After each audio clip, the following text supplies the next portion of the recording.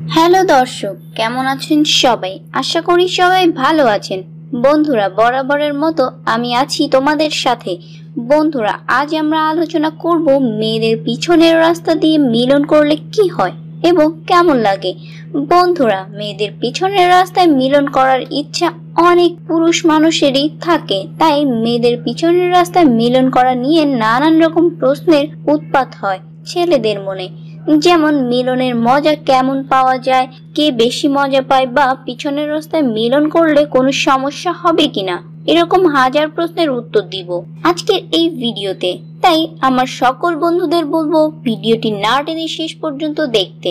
মেয়েদের পিছনের রাস্তা দিয়ে মিলন করা খুবই অন্যায় একটি কাজ এবং ইসলাম ধর্ম এটা সাপোর্ট করে না। আমাদের দেশের অনেক ছেলেরা বিভিন্ন বাজে মুভি দেখে তারা ওই রকম করতে চায়। আসলে এটা করা একেবারেই ঠিক না। এতে করে মেয়েদের অনেক কষ্ট হয়, এমনকি মিলনের সময় মলদ্বার ফেটেও যেতে পারে। আর মেয়েদের পিছনের রাস্তায় মিলন করলে নানা রকম যৌন রোগও হতে পারে। তাই মেয়েদের পিছনের রাস্তায় মিলন না করাটাই সবচেয়ে উত্তম।